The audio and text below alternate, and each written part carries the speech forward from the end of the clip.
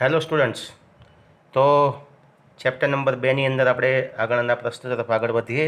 Last લેક્ચરમાં આપણે વિદ્યુત ડાયપોલ વડે કોઈ બિંદુ પાસે સ્થિતિમાન કઈ રીતે શોધવું એનું આપણે વાત કરેલી. હવે અહીંયા આપણી પાસે n વિદ્યુત ભારોનું તંત્ર છે અને એ તંત્રના લીધે કોઈ બિંદુ પાસે આપણે સ્થિતિમાન શોધવું છે તો એની ચર્ચા આપણે આ પ્રશ્નમાં કરવાની છે. તો પહેલાં તો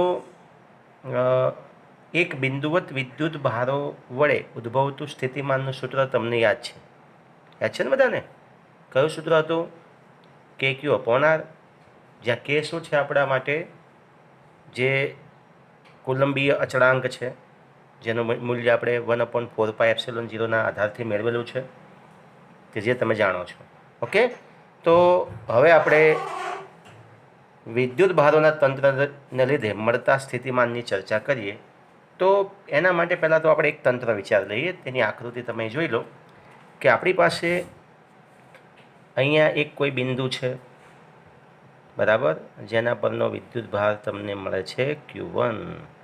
પછી અહીંયા કોઈ બિંદુ છે જેનો વિદ્યુત ભાર Q2 છે, અને પછી આપણી પાસે એક બીજો વિદ્યુત ભાર છે, અહીંયા દોરી નાખીએ આપણે, એનું નામ આપી દઈએ આપણે Q3, અને અપ ટુ n. તો એના માટે આપણે જોઈ લઈએ કે અહીંયા કોઈ વિદ્યુત ભાર છે Qn, બરાબર. આ તો આવું એક તંત્ર આપણે વિચારીએ. હવે આ તંત્ર જે છે એના વડે આપણી પાસે કોઈ બિંદુ છે P, તો એ P બિંદુ પાસેનું આપણે સ્થિતિમાન શોધવું છે. ખ્યાલ આવી ગયો જે કહું છું એ? તો હવે દરેક માટેનું આપણે અંતરની વાત કરીએ તો P બિંદુનું અંતર કેટલું હશે દરેક વિદ્યુત ભારથી આપણે વિચારીએ. તો પહેલાં આપણે આની વાત કરીએ કે આ જે Q1 છે, Q1થી આ P બિંદુનું અંતર કેટલું? તો આપણે નામ આપી દઈએ છીએ અહીંયા R1P, એકથી Q1થી P સુધીનું અંતર. પછી Q2ની વાત કરીએ આપણે, તો આ અંતર કેટલું છે? તો કે R2P. એ રીતે આની વાત કરીએ તો આ અંતર કેટલું છે? તો કે ભાઈ R3P. અને છેલ્લે જે આપણો n વિદ્યુત ભાર છે એની વાત આપણે કરીએ તો એના વડે જે અંતર છે અહીંયા સમજી લો તો RNP. ઓકે, આ રીતે એક આખું તંત્ર આપણે વિચારીએ છીએ. અને આ વિદ્યુત ભારોનું જે તંત્ર છે એના વડે આપણે P બિંદુ પાસેનું સ્થિતિમાન આપણે શોધવું છે. ઓકે, તો અહીંયા તમને બધું જ અંતર મળી ગયું છે. હવે આ તંત્રને આપણે કોઈ એક ચોક્કસ ફ્રેમમાં લઈ લઈએ, જેના માટે આપણે અહીંયા દોરી નાખીએ છીએ એક ત્રિપારિમાણિક રચના, કે આવો કોઈ અક્ષ છે, આવું કોઈ કાર્ટેશિયન યામ પદ્ધતિ. આ આપણું ઉગમ બિંદુ O છે, આ આપણે લઈ લીધો એક્સસ, અને આ છે આપણા માટે વાય અક્ષ, અને આ છે ઝેડ. તો આપણે વાત કરીએ છીએ કે આ જે Q1 છે એનું ઉગમ બિંદુથી સ્થાન સદિશ કેટલો છે? તો એને આપણે નામ આપી દઈએ R1 સદિશ. ઓકે, એ રીતે આ જે Q2 છે એના માટે આપણે જોઈ લઈએ તો આ છે R2 વેક્ટર. Q3 માટે જો લઈ લઈએ તો આ છે R3, અને Qn માટે લઈએ તો Rn વેક્ટર. અને આપણે જે P બિંદુ પાસે શોધવાનું છે એનો એકમ સદિશ છે આપણા માટે R. તો આવું એક તંત્ર આપણી પાસે થયું. હવે આને આપણે થિયરિકલ લખવાનું હોય તો એ થિયરિકલ જે પ્રશ્ન છે એ હું મૌખિક તમને સમજાવી દઉં છું. એની PDF હું તમને સેન્ડ કરી દઈશ, અને એમાંથી તમારે લખી નાખવાનું છે. ઓકે, તો હું મૌખિક રીતે તમને કહી દઉં કે આખું આપણું જે તંત્ર છે એ તંત્ર કઈ રીતે એને થિયરિકલ લખવું પડે. તો આકૃતિમાં દર્શાવ્યા પ્રમાણે, બરાબર, કોઈ ઉગમ બિંદુ છે આપણી પાસે, તો કોઈ ઉગમ બિંદુની સાપેક્ષે શું? તો કે R1 સદિશ, R2 સદિશ R3 સદિશ અપ ટુ Rn સદિશ ધરાવતા વિદ્યુત ભારો અનુક્રમે કયા કયા છે? તો અનુક્રમે વિદ્યુત ભારો આપણને ખ્યાલ છે Q1, Q2, Q3 up to Qn. આ વિદ્યુત ભારોનું એક તંત્રની ગોઠવણી આપણને આકૃતિમાં દર્શાવી છે એવું આપણે આ લખી નાખ્યું. ચલો હવે આ જે વિદ્યુત ભારોનું તંત્ર છે Q1, Q2, Q3 અને Qn, એના વડે આ P બિંદુ પાસેનું સ્થિતિમાન આપણે શોધવું છે. તો આ તંત્રના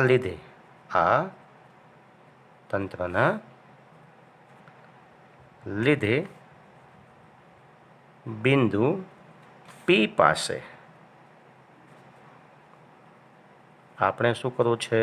તો ભાઈ સ્થિતિમાન શોધવું છે. તો સ્થિતિમાન શોધવા કરશું શું આપણે અહીંયા? તો તમને ખ્યાલ છે આગળ ભણી ગયા પ્રમાણે કે દરેક વિદ્યુત ભારોથી મળતું જે સ્થિતિમાન છે, બરાબર, દરેક વિદ્યુત ભારોથી મળતા જે સ્થિતિમાન છે એ સ્થિતિમાનનો શું કરવો પડશે? તો કે સ્થિતિમાનનો બેઝિક સરવાળો કરવો પડે. આપણે શું કરવો પડશે અહીંયા? બેઝિક સરવાળો. ઓકે, એટલે કે P બિંદુ પાસેનું સ્થિતિમાન આપણને મળશે. તો પહેલાં આપણે વાત કરીએ છીએ કે આ જે Q1 વિદ્યુત ભાર છે એ Q1 વિદ્યુત ભાર વડે P બિંદુ પાસેનું સ્થિતિમાન કેટલું હશે? તો અહીંયા આપણે લખી શકીએ કે Q1 વિદ્યુત ભાર જે છે એ વિદ્યુત ભાર વડે, બરાબર, આપણે P બિંદુ પાસેનું સ્થિતિમાન આપણે શોધવું છે. તો કે ભાઈ Q1 વિદ્યુત ભાર જે છે એ અને P વચ્ચેનું અંતર કેટલું છે? તો Q1 વિદ્યુત ભારથી બિંદુ જે P છે એ બિંદુ P વચ્ચેનું જે અંતર જે આપણે લખેલું છે, વચ્ચેનું અંતર કેટલું દેખાય છે તમને અહીંયા? તો અંતર તમે જોઈ શકો છો R1P વચ્ચેનું અંતર કેટલું છે?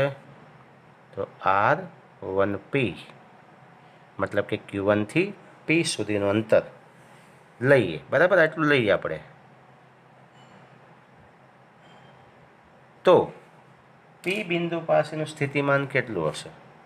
ચલો, તો Q1ના લીધે હવે P બિંદુ પાસેનું સ્થિતિમાન, ચલો આપણે સ્થિતિમાન જે છે એ P બિંદુ પાસેનું સ્થિતિમાન આપણે V1 લઈ લઈએ છીએ કે Q1ના લીધે સ્થિતિમાન કેટલું મળે છે? તો V1 સ્થિતિમાન આપણને મળે છે.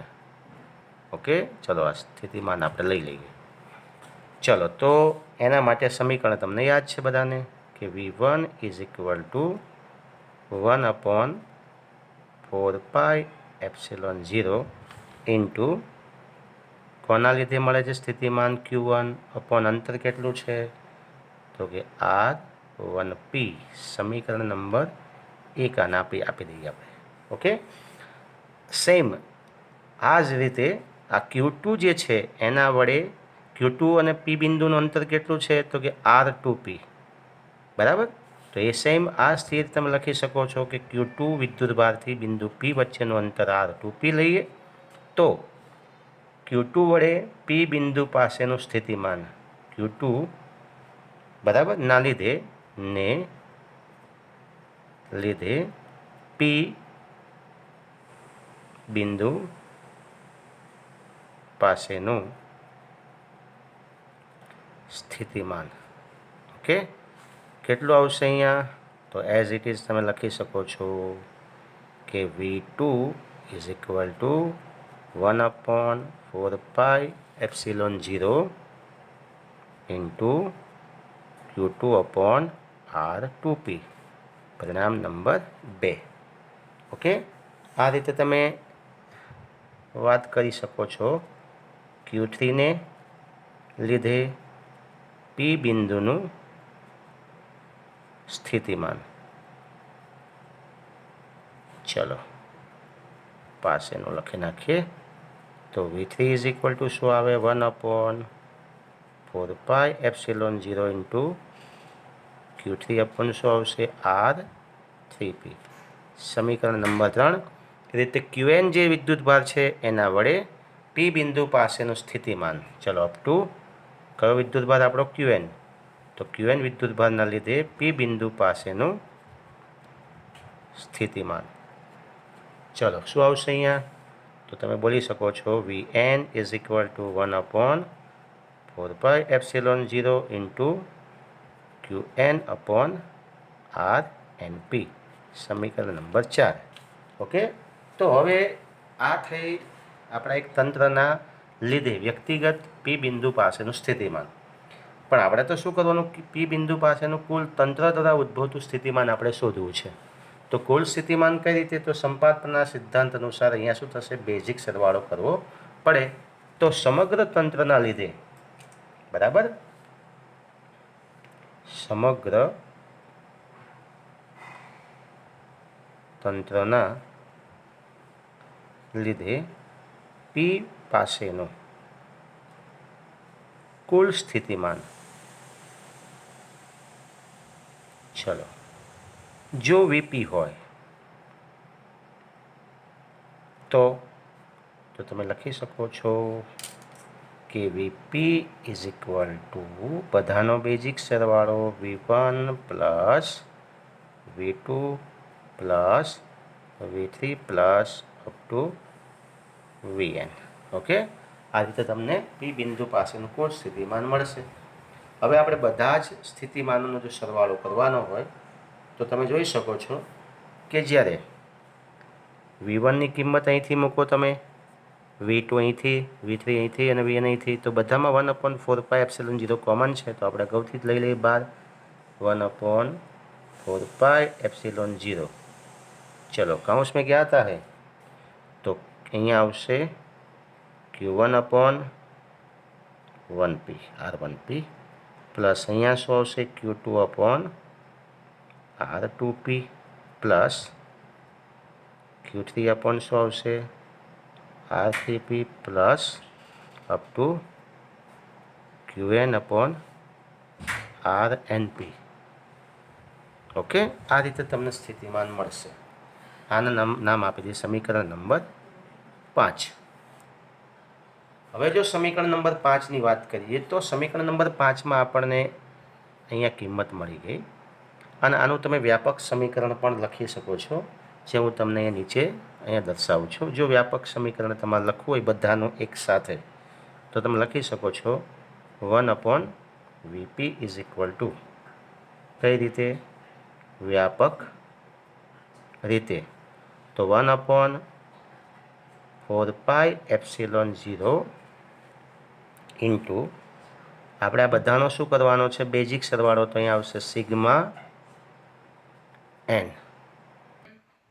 તો સિગ્મા n કેટલા વિદ્યુતભારો છે, n વિદ્યુતભારો, અને નીચે શું આવશે અહીંયા, તો તમે લખી શકો છો કે I ઇઝ ઇક્વલ ટુ 1, ઉપર આવશે અહીંયા QI upon RIIP.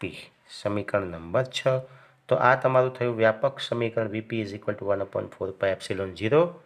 Sigma n વિદ્યુતભારોનું તંત્ર છે, I is equal to 1 QI upon RIP, I થી P સુધીનું અંતર. તો આ રીતે તમે વ્યાપક રીતે સ્થિતિમાન શોધી શકો છો. હજુ આ સમીકરણ થોડું વધારે વિસ્તારથી જો લખવું હોય તો આ રીતે લખી શકો તમે, જે હું તમને એ દર્શાવું છું કે ચલો અહીંયા આપણે લખ્યું છે R1P એટલે શું, ચલો R1P સદિશ એટલે શું, તો R1P સદિશ is equal two R minus R1. તો આ કિંમત કઈ રીતે તમને મળે છે એ આપણે શોધવી પડે પહેલાં તો એ આપણે જોઈ લઈએ.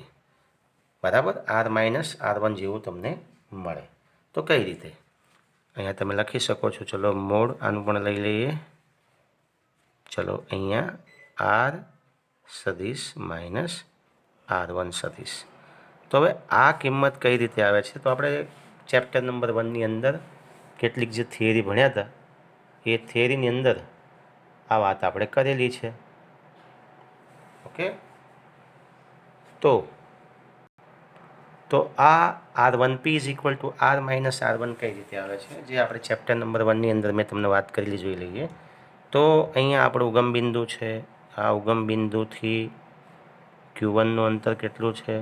આ આપણું ઉગમ બિંદુ O, અહીંયા આપણું Q1 છે, એનું સ્થાન સદિશ શું છે? R1 સદિશ. ઓકે. અને ત્યાંથી P બિંદુનું અંતર, આ P બિંદુ છે, ત્યાં આપણે સ્થિતિમાન શોધવાનું છે. આ અંતર કેટલું છે? R1P સદિશ. આ અંતર કેટલું છે આપણું? તો આ છે R. તો તમને થિયરી યાદ છે બધાને કે આ જે સદિશ જે છે, સદિશના સરવાળાની જે ત્રિકોણની રીત છે એ તમે જોઈ શકો છો કે આ સદિશ આ બંનેના સરવાળા જેટલો થાય. મતલબ કે જો આને લખવું હોય તો આપણે લખી શકીએ અહીંયા કે R vector is equal two R1 સદિશ પ્લસ R1P સદિશ, આ બંનેનો સરવાળો. પણ આપણે શોધવું છે આ, તો માટે લખી શકીએ અહીંયા R1P સદિશ ઇઝ ઇક્વલ ટુ R સદિશ માઇનસ R1. આ R છે, યાદ રાખજો, R માઇનસ R1. ઓકે. તો આ રીતે તમને આ કિંમત મળે છે.